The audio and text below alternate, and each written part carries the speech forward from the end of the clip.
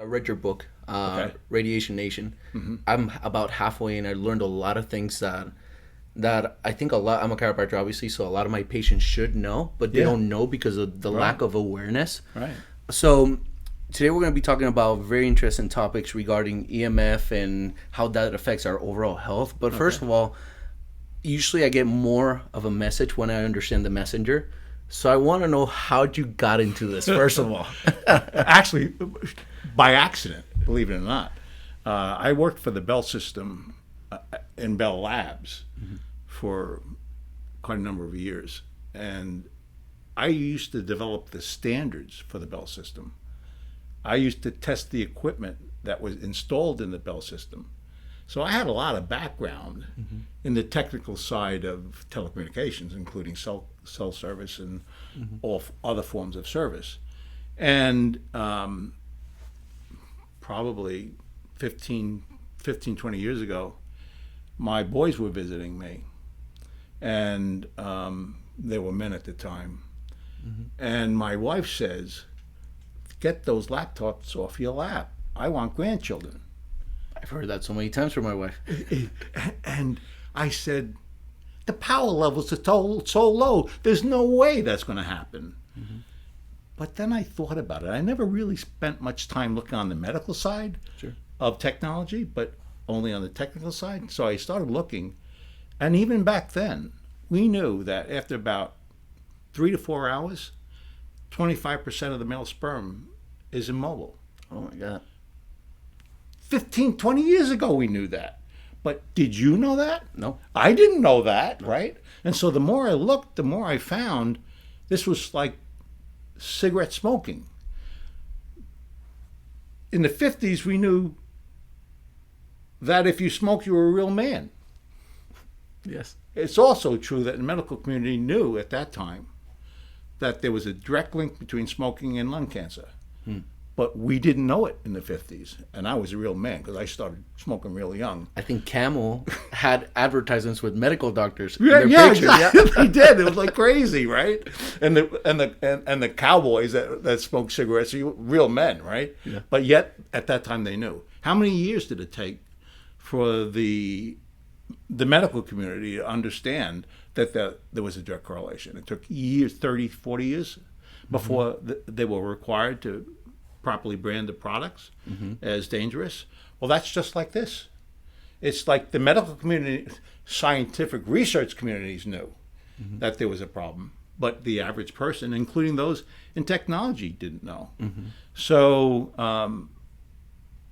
we looked at it a little bit more, and I said, well, look, I'm not going to change the industry, but I am going to tell the industry that are the recipients of the technology a little bit of what my thoughts are on the potential dangers of the technologies. Absolutely. And then we actually produced a product, a Defender Shield, a Defender Pad for the lap.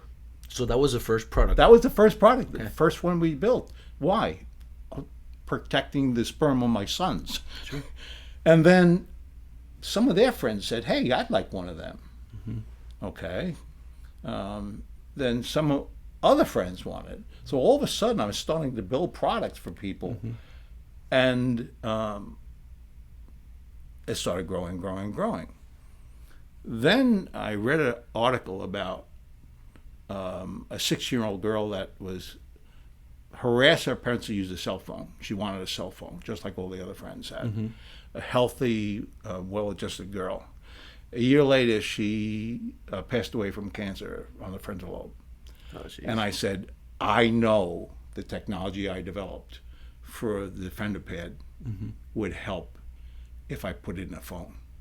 And all of a sudden, I was off and running, building products for the personal use of anybody exposed to And what year was this? 2011. Okay. Yeah. Well, I think we formally 2011. And then we wrote the book, as you said. And I wrote the book because I was frustrated. There was so much information we knew at that time, yet none of us knew it. So I said, well, with my son, I said, let's go put together a little bit of description of what the technology is, what science knows about it today, and maybe some things you may want to be able to do as a result of exposure. Practical stuff. Practical steps you can take to try to keep safe. That's my starting. Wow, that's amazing. Yeah. So because a lot of these, and even today, 2025, a lot of people don't know about this. It's stunning. We talked about this a little bit, right? Let's assume you have a headache. Yeah. And it's being caused because of EMF, right? Right. You go to a medical doctor, Right. and they're like, all right, you got a headache. Take these 2 medications and come back when it hurts again. Yeah. Or you're sitting next to a router and you're falling asleep on your couch. Why? Right. What's going on? Simple things that you do and things you bring to the medical community are misguided Sure. medical community responses. Why? Because they're just not fully aware of the impacts. Sure. And this is for the people that are going to watch this, is just because they're doctors, or just like myself, just because we're doctors doesn't mean we know It's true. a lot of those. We actually don't know, a lot of us. Yeah, actually, I was telling you a story about a phlebotomist, I think they call them. And I talked about high hemoglobin and that what's the source of high hemoglobin. And they exclusively suggested it was from sleep apnea. That's not true. They didn't fully understand what the source of the problem could be. And we're looking at some community work, medical community work, where there's a better understanding than we've ever had before. Yet, the average clinician doesn't have that information. Well, why is that? Right. The system is damaged. I mean, It's a bit. And actually, it turns out that you work in a silo, I worked in a silo, your friend works in a silo, and we never talk. exactly. And that's sort of the challenge we have, is to try to go across those silos and help us understand each other on how things affect the human body in a way that we can do something about it. Absolutely. Well, and for the general person, right, that hasn't read the book, can you explain to them what is EMF, right? Okay. It just in simple terms, which I know you're great at it. So, like 15 years ago, I had a cell phone in my hand. I didn't have anybody to call because none of my friends had a cell phone, right? And actually, maybe even longer than that, right? And so technology, even 15 years ago, was just entering into our environment. Sure. It wasn't really here as it is today. Today, 98% of the population has a cell phone. Wow. That's a It's lot. huge numbers. And the standards were developed 1966 for 6-foot males using a cell phone. And the standard was to establish the penetration of a 1.6 watt per kilogram signal into the head. They allowed it to increase by 2 degrees Okay. and 1 to 2 inches into the head. 6-foot male represents, as you know, about 2% of the population. This doesn't take into account females, kids, nothing. Right, exactly. And guess what? Yeah. Kids are using it at 6 years old today. Yes. Right. And what's the impact there? And these standards were set up when? 1966. And this hasn't been changed since. No. Actually, Kennedy, our current lead in the health space, he actually brought the FCC to court a few years ago and argued that the standards haven't been fixed since 1966 and current data was never reviewed by the FCC. He won. Wow. So, but guess what? The standard hasn't changed yet. So, what does that really mean? Well, the standard 2 degrees, 1 to 2 inches for a 6-foot male, for a 6-year-old child, completely through their head. Process, right? Yeah. Why? The cranium is not thick. The densities are not there for the bone. And so all of a sudden, it's passing through, even through the blood-brain barriers. Wow. It's going right through the head. So do you know what the impact of that is? I don't. But I do believe it is. Sure. And we're just learning out of it because it's only been around just for the last 15 years or so. So we're all learning about it. Everybody talks about, for example, in my field, X-rays, right? That's a type of wave, goes in. Everybody knows that there's a long-term damage. Yeah. But then you have electromagnetic frequencies, which are a little bit They're non-ionizing, right? Or Right. whatever they call it. Right. So in the short term, it doesn't give you that much stress because you're thinking, well, it's not that bad as X-rays. But long term Right. and repetitive, that can definitely affect our overall health. There's no question. In fact, think of it this way: if you used a cell phone 15 minutes a day, it would it's unlikely it would ever impact the frontal lobe. You're safe. If you use it 1 to 2 hours a day for 10 years, you have 3 times more likelihood of frontal lobe cancer of the brain. Wow, That's a that's fact. crazy. And then you add to that, you add Wi-Fi, you add tablets, Exactly. the cars. I mean, Yeah. I'm Everywhere you go. I'm gonna assume these Teslas and electric vehicles, they have some sort of frequency that's affecting. Yeah, us, right? actually. So, what is electromagnetic radiation? It actually, there's some very, very low electromagnetic radiation that comes from the wall. Okay. 60 hertz. If house is full of 60 hertz. So 60 hertz can really bother you, just like an RF signal, but it's much lower in frequency. And then you have the cell phones, laptops, tablets, all using around 1 gigahertz. Okay. And that's like a hertz is 1 cycle per second. A gigahertz is 1 billion cycles per second. Okay. So it's much, much, much, much faster. And it oscillates and it pulses. Very different than your low end. When you get to the RF, that's what it's doing. And that's where the damage actually starts Oh wow. creating, because it's a very different signal. X-rays in the terahertz range, they're a very different signal. And by the way, there's a real reason they throw a lead plate in front of you, Yep. because they don't want that to penetrate your chest. Yeah. Because if it's too much and it's accumulative, as you were saying, it's pretty dangerous. Yep. You get cancer from it. Absolutely. You mutate the cells from that. And that's what RF does. And as I said before, you're 3 times more likely if you're a heavy user of a cell phone. Yeah. Which, and A lot of people nowadays, especially younger generations, oh yeah, are think way of it. worse.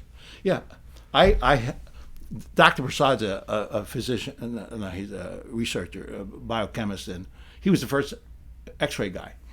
He was an MD X-ray guy, and I've known him for years. He's like almost in his 90s. I gave him the book to read, and in the book you'll notice I mentioned that there can be DNA damage from a teenager putting a cell phone in the back pocket because it's so close to the womb. Yeah. He called me up and he said, "No, Dan, I don't think that's true." And I said, "Okay, some research suggests it may be. I'm just trying to open up that Pandora's box of subject matter to review." And 2 years later, he calls me up and he says, "Somebody came into my clinic. She was a healthy 30-year-old that had a stillborn Oh, with 2 mutated cells, that the probability of having 1 was 0. The probability of having 2 was even more 0. Wow. And he said, "You may be right. It was the influence in the back pocket." So you can mutate a cell of a teenage girl at 12 years old that can travel with that child in subtending generations, may be influenced by that mutation. Wow. That's pretty serious, in And my that's opinion. females putting their phones in their pocket. In the or their breast, right? breast, yeah. Same thing. I see it in Puerto Rico. They put it like here and they walk around with it. And they say, "Doctor, I have cancer right here." That's where you put your phone. Yeah. And there's a lot of study about that demonstrating, in fact, it's true. It's directly correlated to putting a cell phone in your bra. Wow. Yeah. And so it's not. So the science has matured over the last 5-10 years. One of the things that happened, I'm a believer in research that's statistically significant. In other words, the populations that you study are large enough. And epidemiology has been around for 100 years, and it's always been the leading indicator of science on our human bodies. Well, National Toxicity Program was a federal government program that was about $25 million, run about 5-10 years ago. They found from their study that there was a statistically significant increase in frontal lobe cancer and heart cancer. So it was from a cell phone transmission over time that was constant. Wow. And what happened with that study? They ignored it. Oh, geez, of course they did. Yeah, it's like bizarre. Was it like a cover-up? Somebody paid? No, they didn't think they were going to. Actually, it was triggered by the FCC. They wanted to understand the environment and was it really a problem or not. Well, it came out and it showed statistically significant evidence. What that means is they had 10,000 populations that they radiated and had 10,000 that wasn't radiated, and they saw what cancer rates were, what mutated cells were, and it was significant increase in the population radiated. And that was reinforced by another research study in Ramazzani Institute in Italy, which was identical and came up to the same conclusions. And so we have a lot of evidence. What do you think is being ignored? If you were $1 trillion business, what would you do? Try to get rid of it. Right, exactly. And there's a lot of counter data that's always being generated that suggests that there may be something wrong with the studies that are being done. It's bizarre, but it's happened with smoking. That's what they did. Yeah. They paid for their position. I have my brother's an attorney, and he did he took to court a company that what was it? There was a product that was put on the market that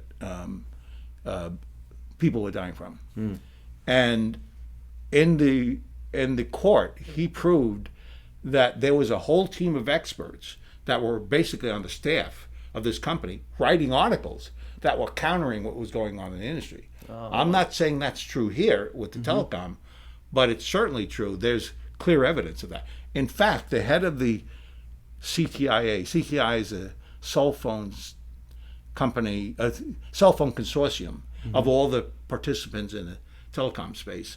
And the head of that was, the chairman of that, went from an industry expert to the FCC's the head of the FCC. Really? Yeah. And guess what? That was the guy who approved 5G. Oh, no way. Yeah. Yeah. So that may be perfectly innocent, but yeah, I'm not sure that's follow the money. Yeah. It's all money. This is $1 trillion business, and there's a lot of money being spent to squelch. So you have the telecommunication companies, right? And on the other hand, you have the people that sell the products. Yeah. Are they kind of like in bed together? Yeah. Oh, yeah. Yeah, there's no question about it. And honestly, I actually know some of these guys because I was in a telecom space for so many years. And they were engineer like me. They didn't understand the medical side. And so they weren't knowledgeable enough to make maybe some of the choices that are being made. Do you think they ignore also the research or? Oh, yeah. And you would too. I mean, I would too. And I'll tell you why.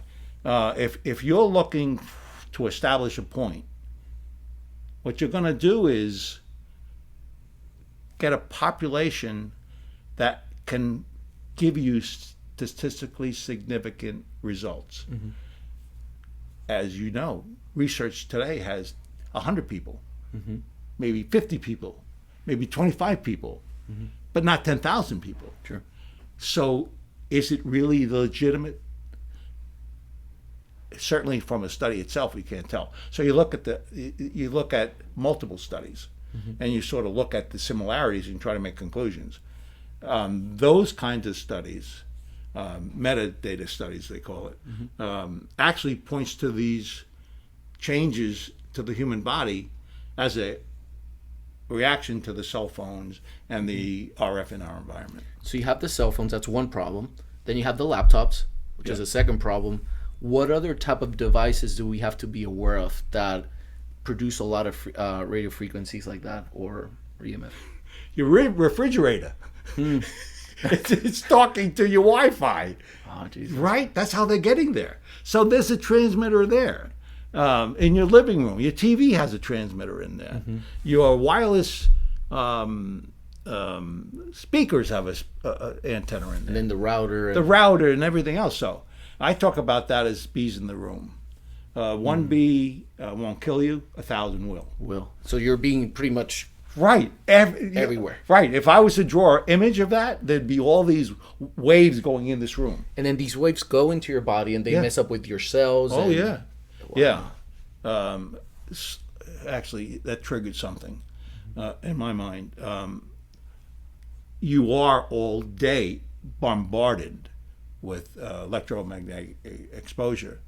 And the place where it's most serious that you try to deal with this is in the bedroom, as you know, right? Yeah. Because that has to be a sanctuary for sleep. Why? Because your body recovers. Your mitochondria recovers. All the things that get you back into a healthy state occur when you sleep. Well, when you're reading your laptop, your tablet, before you go to bed, what's happening? The blue light is going into your eye. It's influencing a hormone inside the eye. That is the switch for controlling the what is it for the pineal gland? Melatonin? Melatonin. Yeah. It controls the melatonin. Why? Because for our whole existence, light was when the sun is out, and you sleep when there's no sun. Yep. Well, that's still in the body, right? So if you disrupt that when you're looking at it, it's screwing around with that hormone, and you can't get to sleep. And you wonder, why can't you get to sleep? That's why you can't get to sleep. And that's one part of the equation. That's only one. What if I sleep, right, with my phone next to the nightstand? Right, yeah. I got to tell you a story of that. I'm on a podcast with this lady, brilliant lady, right? And she was telling me, I tell her, you got to have a sanctuary for bed, right? And then she said, oh, no, not really. I have a cell phone mine. My husband has his. And we're, no problem. And I said, well, you really want to think about it, because it's screwing around with your brain just as much as it's screwing around with other parts of the body. And when you're close like that, distance is your friend in RF. When it's really close, it's not your friend anymore. Yep. And you need to be aware of that. Well, anyway, about 3 weeks later, she called me up out of the blue. I thought our podcast was over. And she said, my husband and I, we took the phones away from our heads. We put them in the other room like you suggested. And we slept all night. Wow, there you go. It didn't have disruption. It really can disrupt your sleep. And when you have these devices around that have emissions like the Bluetooth from a tablet, or like a cell phone transmitting RF signal into the room, you gotta get that stuff out of there. In fact, I'm working with some biochemists who are trying to solidify the impact through they call it cell danger response to from an RF signal. The body. Let me start. Dr. Navio, I think I mentioned to you, Dr. Navio, he talks about cell danger response. Cell danger response is a reaction the human body has that you don't control. Okay. It's like it's fight or flight. It's automatic, or occurs automatically. And there is impact when there's a stressor. It could be a hammer. It could be a needle. It can be RF. It can be a volatile organic compound to the medical, multiple chemically sensitive. Then what happens is the body responds to that and starts going into different stages, including potentially impacting the hemoglobin levels and other parts of the body while you're sleeping. So, and I don't want to get too detailed, but the back of the brain stem controls a lot of automatic functions, breathing, all that stuff, right? It's right there. It's not. It's exposed. There's no protection. And when you have something really close to you, there is some evidence that it's impactful to the controls in your body.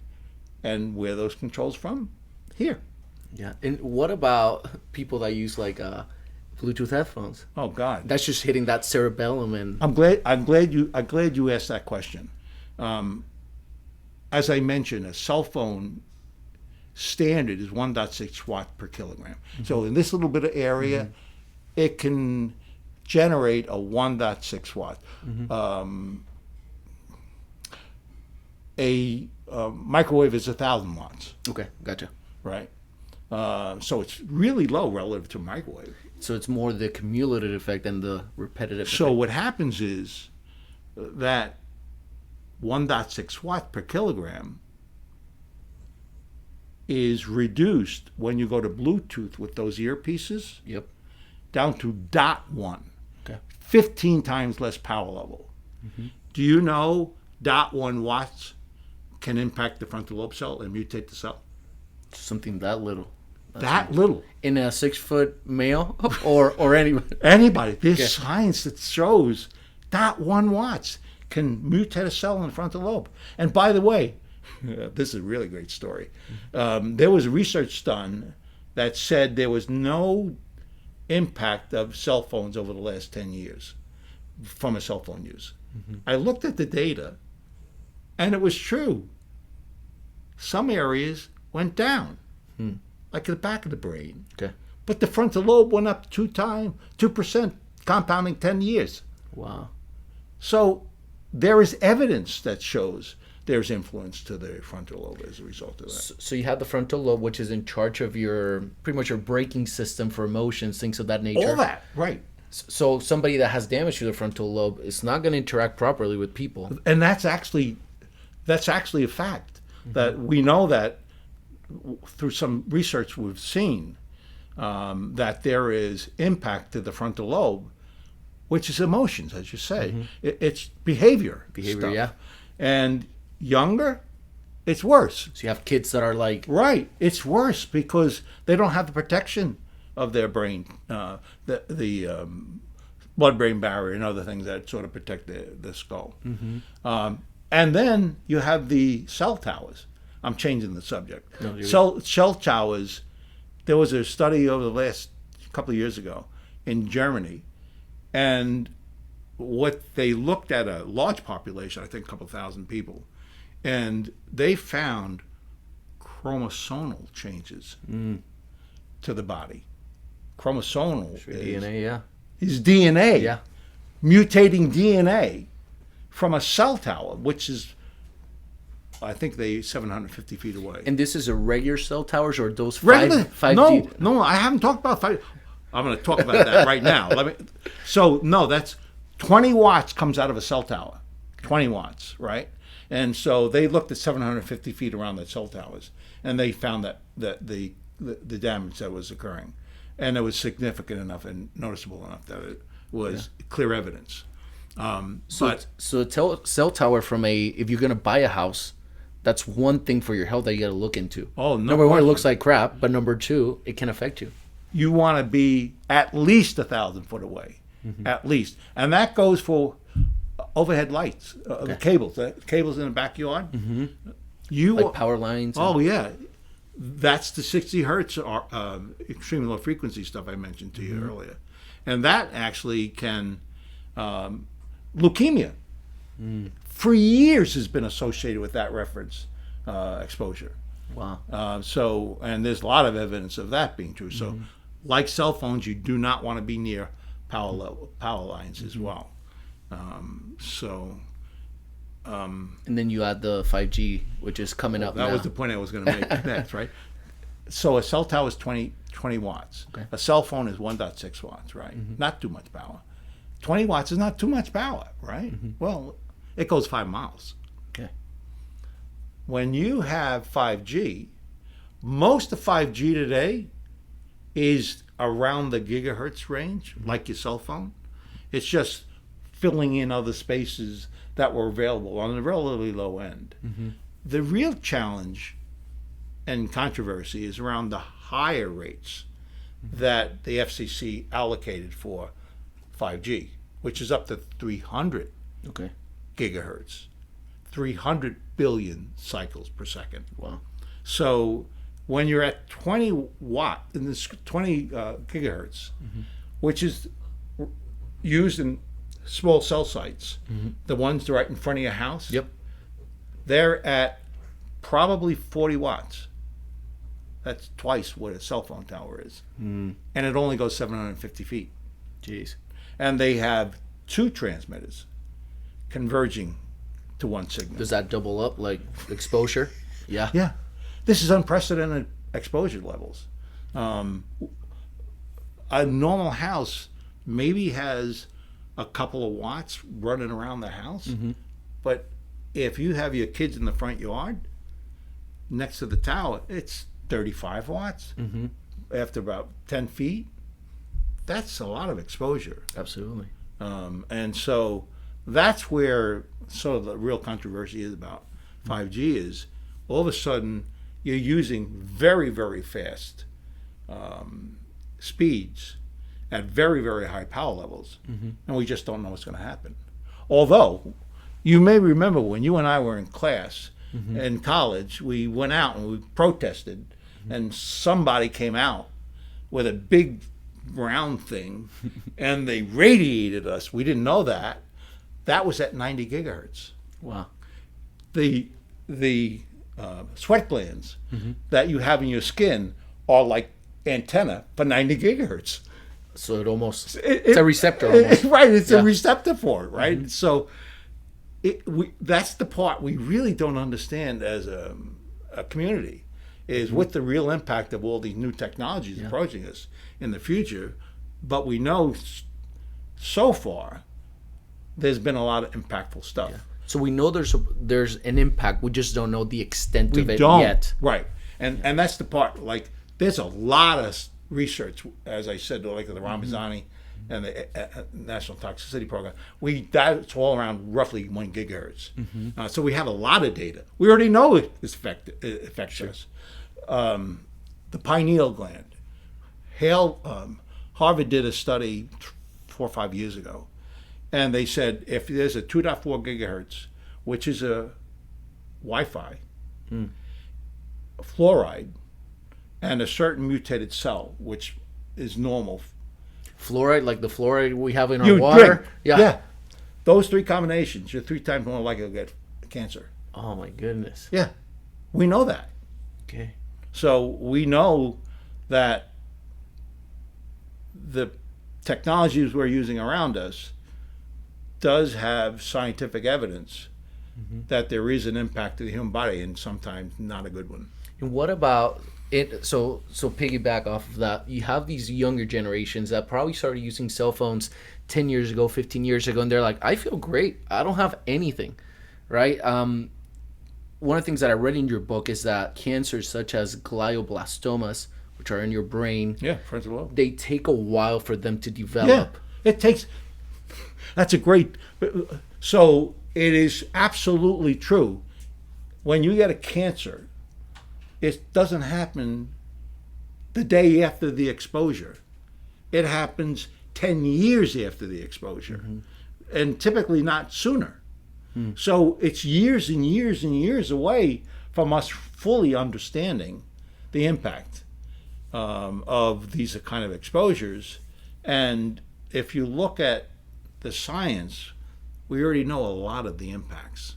Unfortunately, not necessarily good. And we were talking about like a hypersensitive. EHS. EHS. When I started, there were a lot of studies at the time that talk about it at roughly 15 to 20% of the population. They get headaches, foggy thinking, their hands sting. There were symptoms that you can identify as electric hypersensitive responses to exposures. I've now seen 2 studies that show it up to 50%. So it's increased pretty substantially. And believe it or not, I'm more concerned about that than I am the dire DNA damage cell, because those are small populations typically that are getting that kind of damage, but the huge population is having symptoms like headaches. They can't go to sleep. They maybe don't quite breathe quite right at night. That's all influenced from RF. Yeah. And then most of those people are going to say, is like, oh, I'm either getting older. Yeah, I go to a doctor like you, right? And you say, take 2 aspirin and come back tomorrow. Never going after the actual cause. Yeah.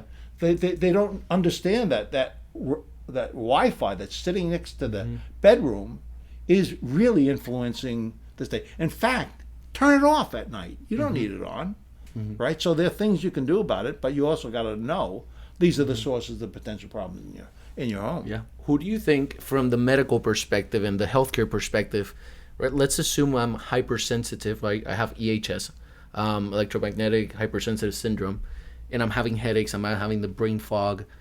Who are the doctors out there that are very good at getting outside of the box and being able to locate if you have these types of things? Is it the traditional medical doctor? Is it the naturopath? Is it the chiropractor? Who do you think? It is a fact that the most responsive community is the chiropractic community. I don't know why, but it's clear they are open to understanding what the patient's concerns are, and that's driving many to get out of that traditional medical box. MDs, it's not in their protocol. No. They just don't know what questions to ask, and then What to look for either. they don't even know what to look for. Right. Yeah, I've mentioned a couple times hemoglobin. Well, if hemoglobin is high and vitamin D is low, all of a sudden that imbalance creates far more problems than just one or the other. It's the combination that creates the problem. A phlebotomist wouldn't know that. Wow. Why would he care? Right? Why would an MD care? Would okay, take a supplement having vitamin D and we'll solve that. And Patching. right. Yeah, they're not really. Why don't you take the stressor away? Why don't you remove the router at night? There are simple things you can do. People panic, for example, on the meters, the electrical meters that have that are typically on your garage. Well, should you be panicking about that? The answer is probably not. Why? Because it's 20, 30 foot away from you. They're down to 0.1 watts by the time it gets into your house. They only start at 1 watt. So you got to know those are the things you worry about, and those other things you don't worry about when you try to think about these challenges today. But having a physician coach what to do, particularly hypersensitive, we have seen many that are on that they literally can't live in their own house because they don't realize what the rules are to help reduce that exposure and the importance of reducing that exposure. Right. And they're, number one, they're not aware. They're number not aware. two, they don't see it. Yeah, they don't know. And that's one of the challenging right, parts you of can't this. see an RF signal. Right, exactly. So if you don't see it, it's not a problem. No, that's not true. Yeah. And what are things that people can start doing, simple things, right, that they can start doing to prevent all these, the EMF from affecting their health right now? Very simple things. And you've heard us chat a little bit about distance.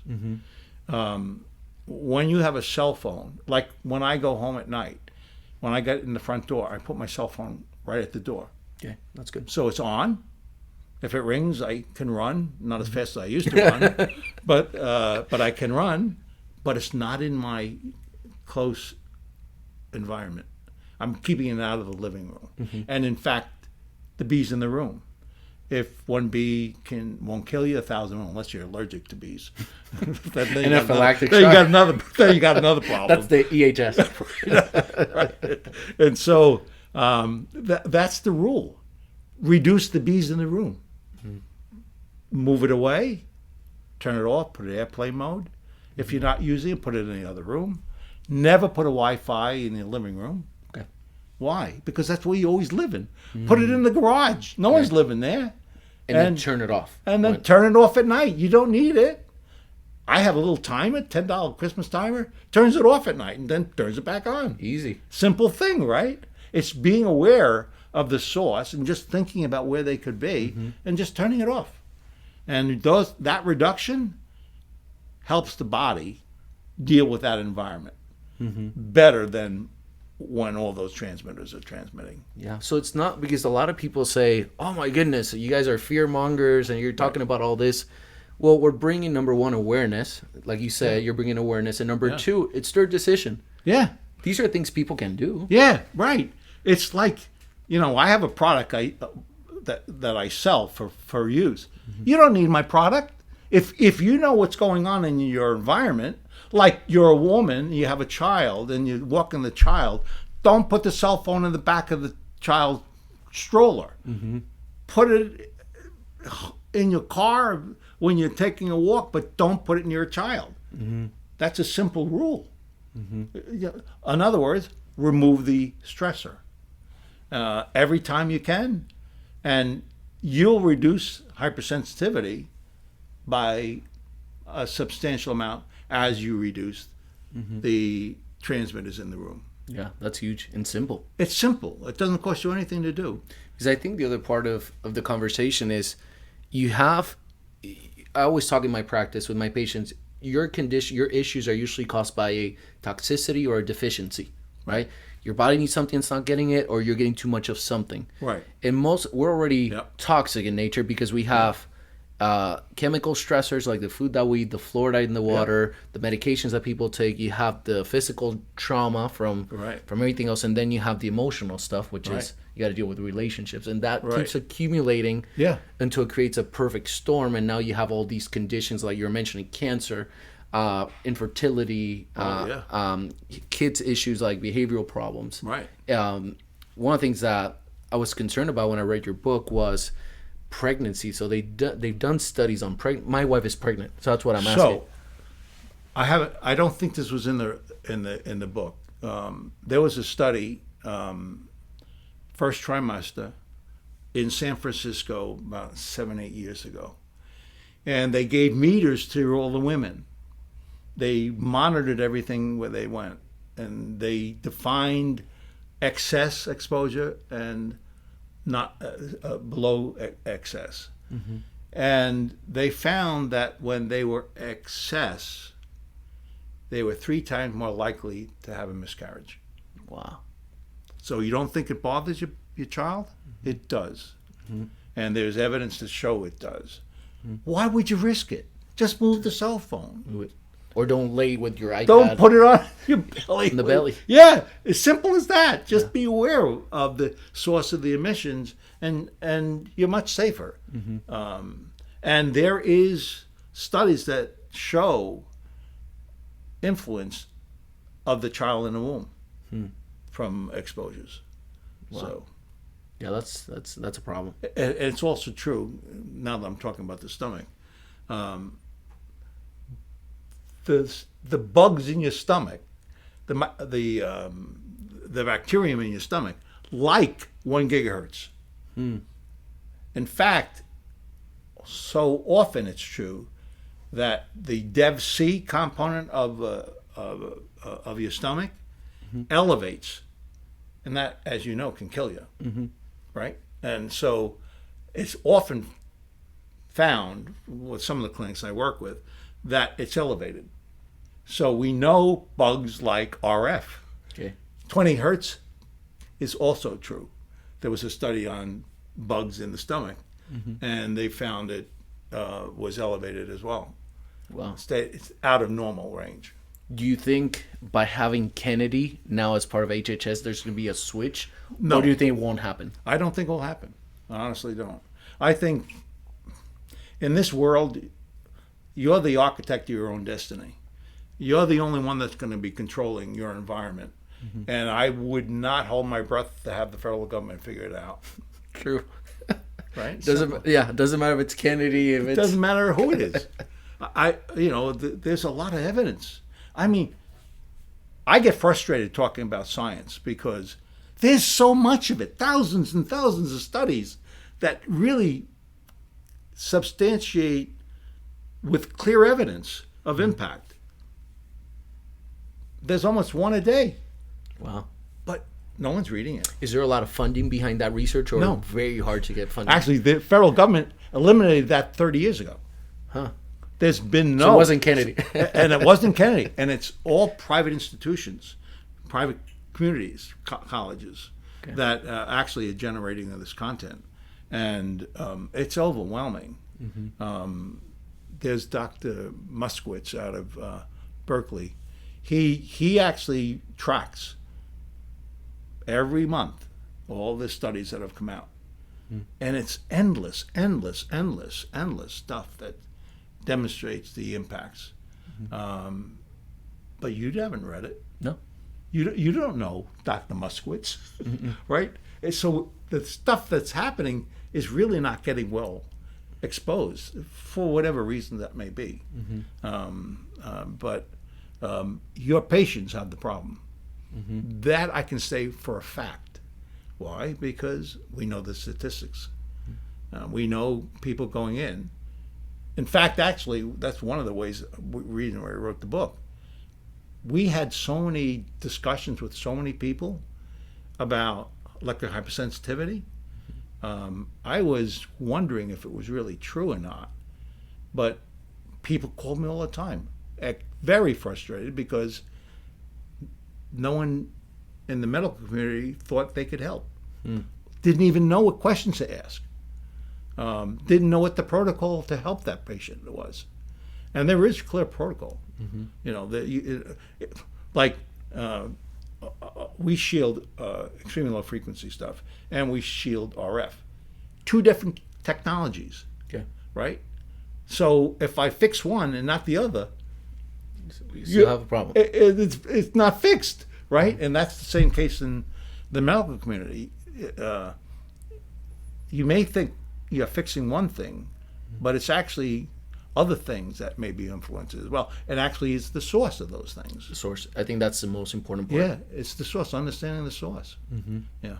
So let's talk about these people, right? My patients or whoever's gonna watch this, they're like, man, I think I have those symptoms. You know, I have headaches, I have brain fog, I have a history of having these issues in my body, and they've already done the things that you recommended. Hey, I moved the phone, I moved the iPad, I'm turning off the Wi-Fi. However, they work in using technology all day, and they work with computers, they work with iPads. What is Defender Shield doing for those people? What kind of products can they get that will be extremely beneficial? Well, so if you take a monitor and you push it away by a foot,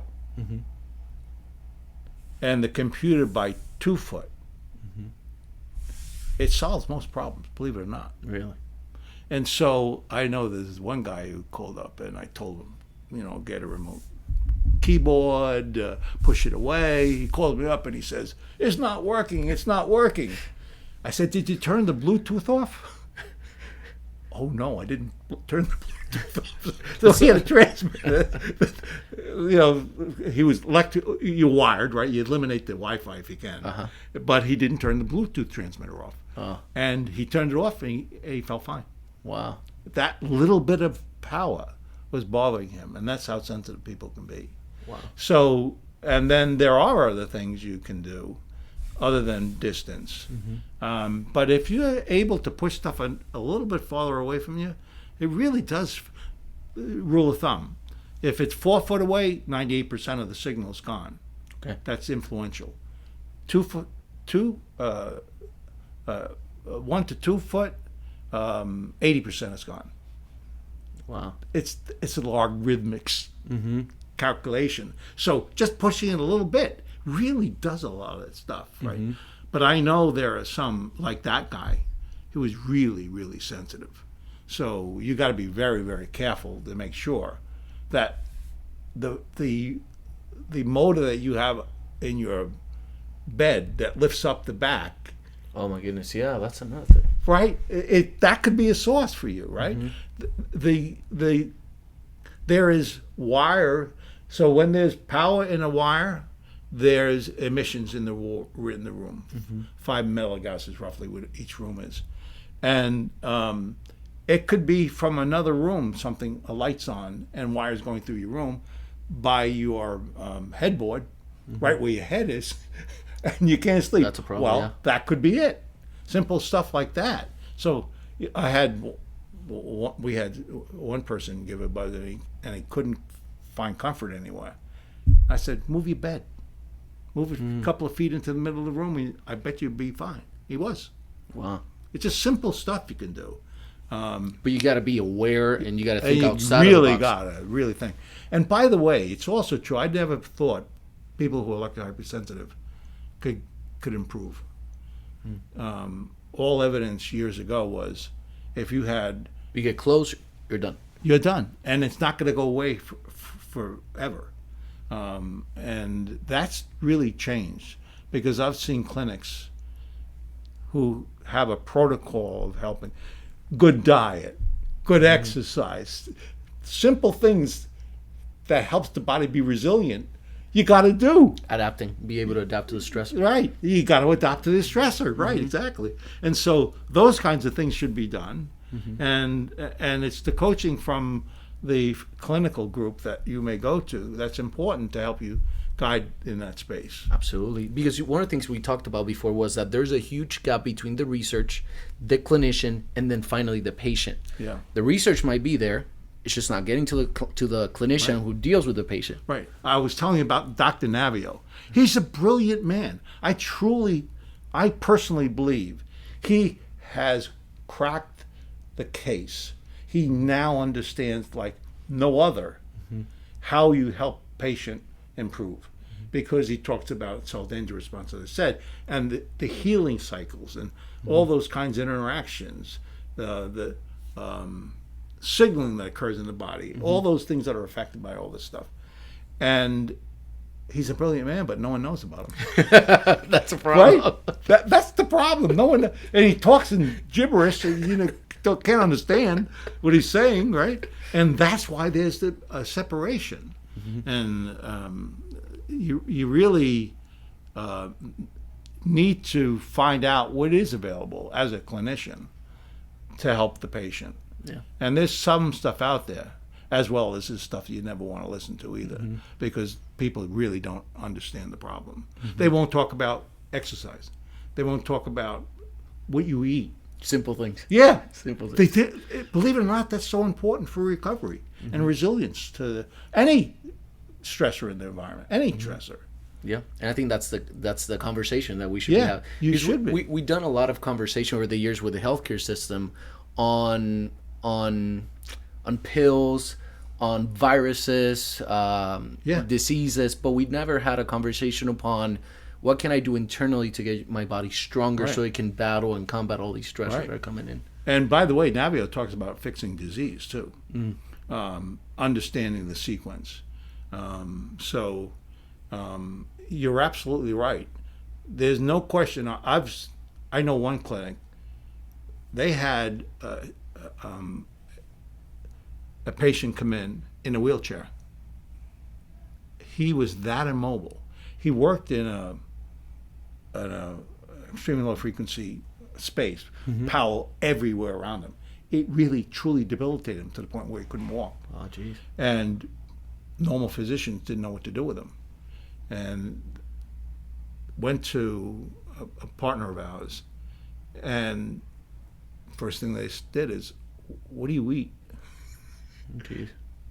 Where is maybe that deficiency? And they went through a series of protocol until they began hitting to the resilience issue as it related to the RF.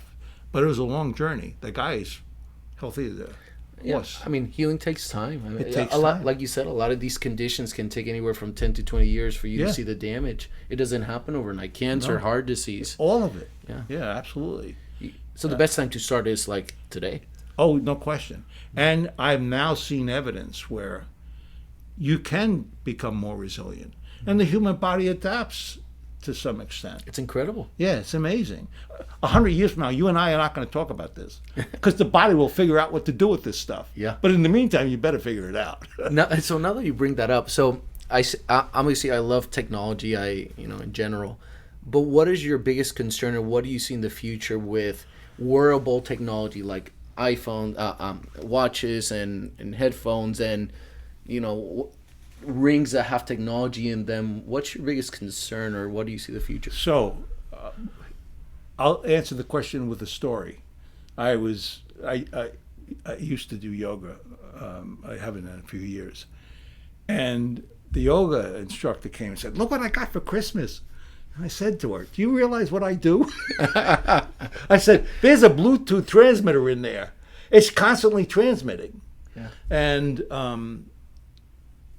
it stiffens the muscles in the neck. Oh, wow.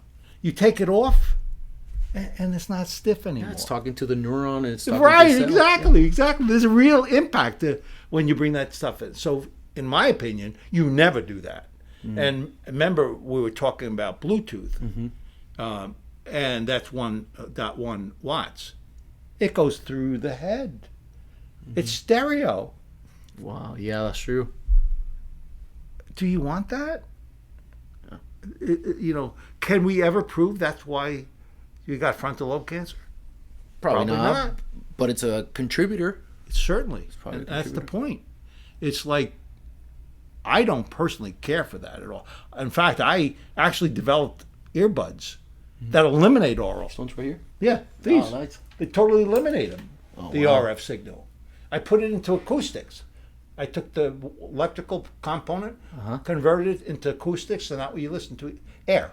Oh, that's very cool. Yeah, and that's why we did it. Why? Because this is where you have problems. Mm-hmm. And it's very, very real.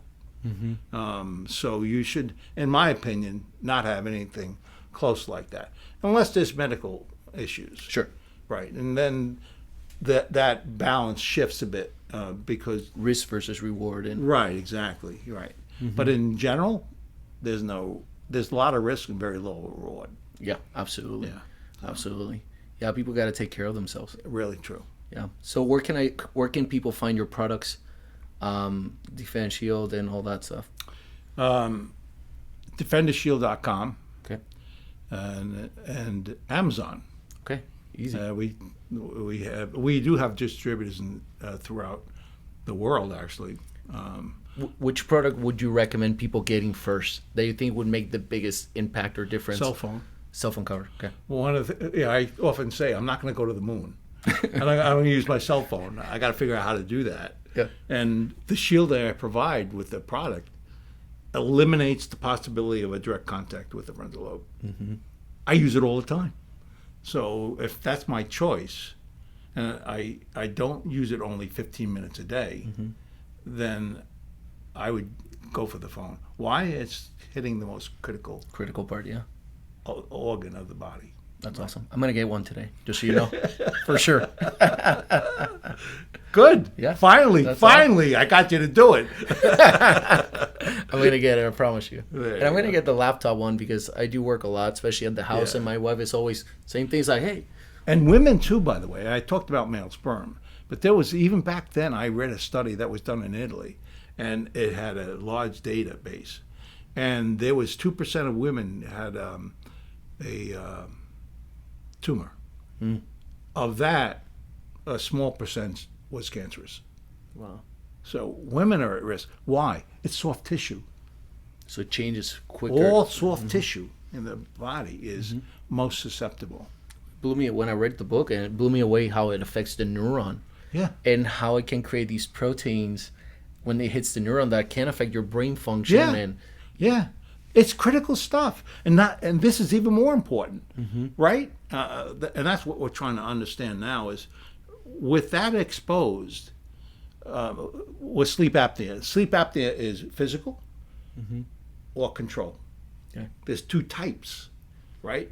And if you don't have if your air pathway is fine, and then you still have apnea, has to be the other thing. Got the other thing. Can that be influenced? Well, yeah. There's nerves, endings, and all that stuff that in a Connect. And so You're not Wi-Fi. and Wi-Fi helps you break down. Yeah. Not helps you break down. No, that's huge. That's huge. Yeah, people got to take care of it. What you're doing, it's amazing. Well, thank you. I'm excited. I learned a lot today, so Well, I'm gonna I keep reading your appreciate book. that. Hopefully, I'll finish it by tomorrow. Actually, in the original book, I had all the helpful hints. Yeah. But it got too complicated. So you have Radiation Nation. Do you have any other books besides that one? Yeah, we have Kids for Kids. Kylan, our CEO, and Michelle, our Chief Operating Officer, they wrote a book on kids. Oh wow. And it's like balance with technology. Yeah. But it was really stay away from RF. Pretty much, yeah. Yeah, and we tried to do it in the context. They tried to do it in the context of a fun story. Okay. And yeah, so we actually have 2 books now. That's awesome. Yeah, mine's better than theirs. Of course. That's awesome. Very cool. Very cool.